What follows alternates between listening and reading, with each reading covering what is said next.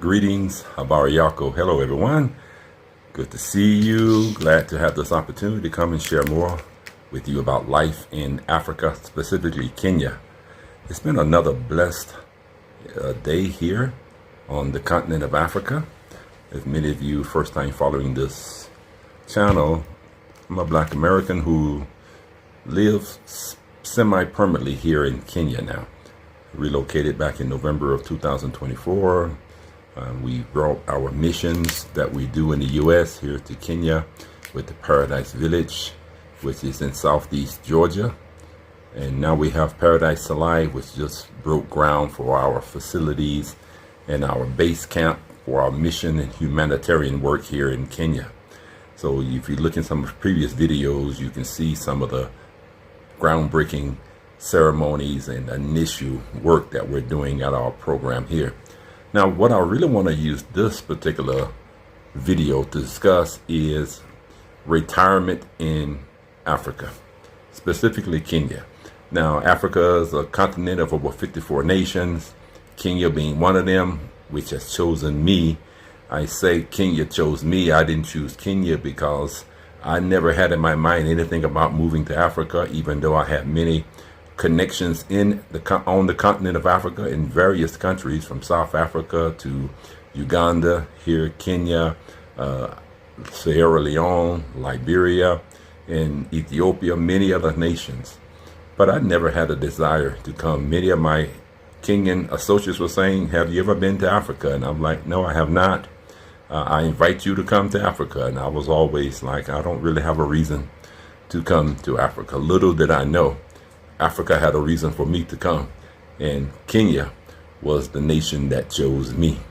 So here I am now, walking into the purpose and the plan that God has for my life. And I want to give opportunity and space for those who are in America at retirement age or approaching retirement age. In America, we pretty much say you can retire around 55 and up. Now, for Social Security, for my generation, I'm born in 1964. I'm 60 years old. My retirement, as far as Social Security, kicks in at age 62. I get full retirement around age 67 or 72, something like that. But if you're retired from a company, if you started working right out of high school, for instance, or you went into the military, then you probably have your military pension or you have your company pension. And you retiring, far as financially, you don't have to work per se. But in America, because things are so expensive, even when people, quote unquote, retire from one job, they go and find another job. You would think after working 40 years of their people's lives, you would want to sit back, relax, and unwind. And they don't work because they want to. In America, retirement age people work because they have to. And so you're basically spending your entire life working with maybe a 2-week vacation a year, if your company offers that. That is not the life that God has designed for you. So what alternatives are there to this constant cycle of chasing and running and never finding a place of peace and tranquility? Well, Kenya may offer an option for you. What we offer is you can come and visit the nation. You can see the city of Nairobi. You can see the coast of Mombasa. You can see the western side in Kisumu, or you can see small town life here where I'm at in Nakuru, and see whether it offers an option for you. I can tell you 3 things that will be beneficial for you over your life in America. The weather is number one that I talk about all the time. The weather is mild all year round. The town where we're establishing our mission base, or the village that is, in Salai, average 80 degrees high, 60 degrees low all year round. So the weather is number one. You'll find that you really would enjoy the mild weather, no snow, no heat waves, no frozen weather, no tornadoes, no hurricanes, none of that. Number 2, affordability. Your American dollar goes a long way here. Now, I know that this is a constant struggle for many senior, what we call senior or elderly people in America, because my mission work in America was catered to the sick, poor, the elderly. And one of the things that the elderly faced was high housing costs. And this doesn't just affect the elderly, it affects every age group, particularly lower, medium, and lower income people. When you come to Kenya, that low income is a high income here. If you're making $15,000 a year in America, which you can barely survive on $15,000 a year, I think the U.S. statistics say a single person, if they make less than $15,900 a year, they're considered to be living in poverty.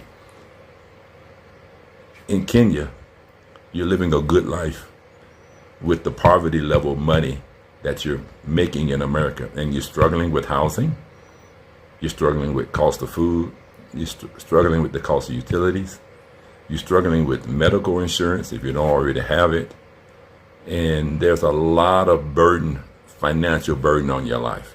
So affordability is amazing. I'll try to convert that $15,000 a year US to what that equates to here.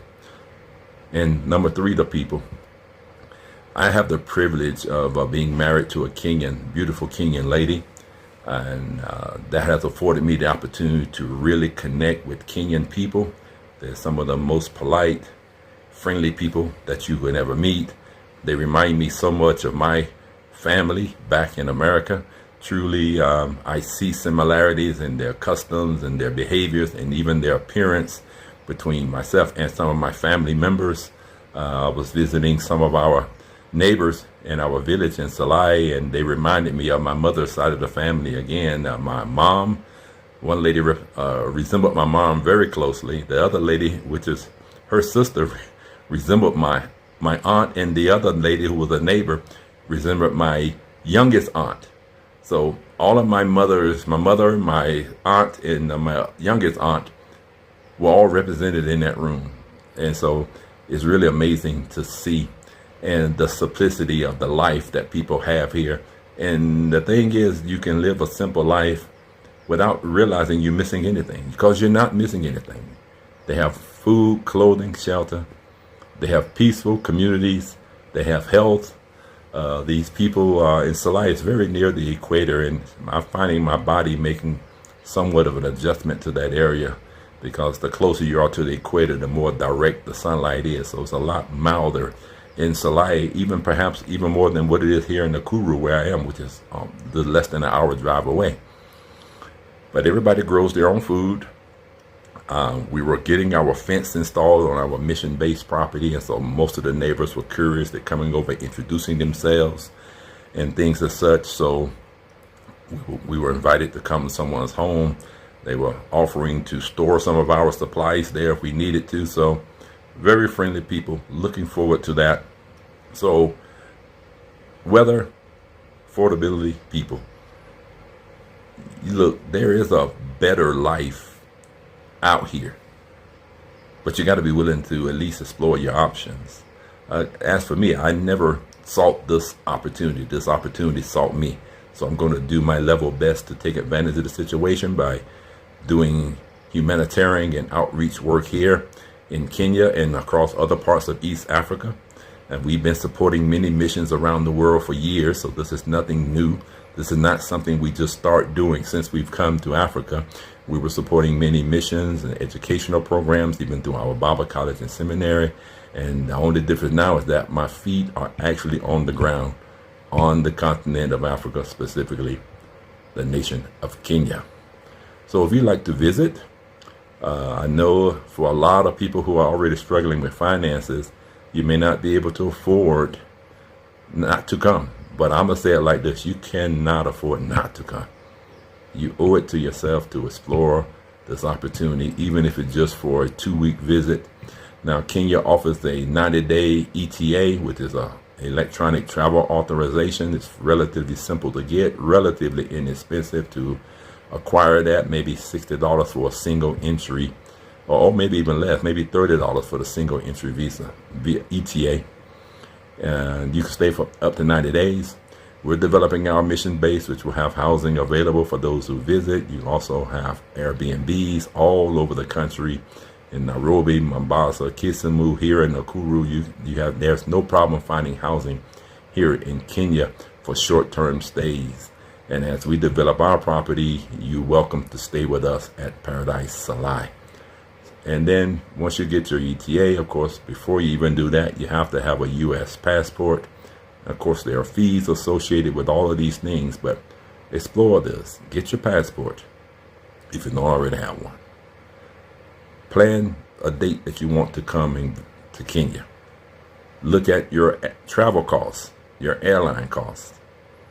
They have a direct flight that flies from New York to Nairobi, on Kenya Airways even. And many other airlines serve this nation also. But get the Kenyan experience from the beginning, I tell you. I flew Kenya Airways on my last trip back here to Africa, and to see the stewardesses and the pilots, the Kenyan people, just start to get my mind acclimated to our people, the look, the sound, the behavior of the people. So it was a great experience for me. Perhaps that is true for you as well. Now, my first trip, I was on British Airways, and so it's a whole different experience flying Kenya Airways and British Airways for various reasons. So you're going to have to get things in order. And when you come to any foreign place, whether that's even the next city next to you, it's helpful to know someone there who's trustworthy, who has no ulterior motives, who simply just wants you to have the best experience that you can have wherever you are around the world. And we try to offer that for those who are primarily in retirement or approaching retirement years. You want to find a way that you can have a great, peaceful environment, great weather all the time, great people, and live a simple life. Now, I'm a country boy at heart from back home. I was always raised in a rural community, even though I lived in cities. Atlanta is where my business is based at, so I know all about the city life, and the city life is not for me. But if city life is still for you, you can have a good life in Nairobi. You can have a small town life here in Nakuru. You can have a village or a country life in Salai. You can have a coastal life in Mombasa. You can have a lake life in Kisumu. Contact me. Let's explore the opportunities for you. You deserve this opportunity to at least see what it's like to have freedom, financial freedom, mental freedom, spiritual freedom, emotional freedom, and a social community that connects with you. Contact me, find out more about what we can do to assist you. You can chat with me also on our Chat and Connect International WhatsApp group. I'll leave the links to this information in the description for this video. But just wanted to make sure I share this opportunity with others, because when something's good, you can't keep good news to yourself. I had and have a great life there in America, on lands, houses and lands, on businesses, all of that. So I didn't come to Africa to escape from America. I came to share the wealth of what I have financially, knowledge-wise, spiritually, materially, and socially with the Kenyan people, and also to learn from them as well. So contact us, AffordableAfricanHorizons.com. And again, I'll leave information for the chat line where you can send me WhatsApp messages. I can answer some preliminary questions with you. If you want to go deeper into a consultation, we can do some research for you to point you in the right direction. But again, don't believe the propaganda about Africa. Africa has a lot of things to offer. Do they have problems? Yes, but so does America and every other country in the world. You owe it to yourself to explore these opportunities, to see what the continent of Africa, in particular, what Kenya may have to offer you. Okay, that's all the time I'll take. Kwaheri. Everyone have a blessed and prosperous day. Ciao.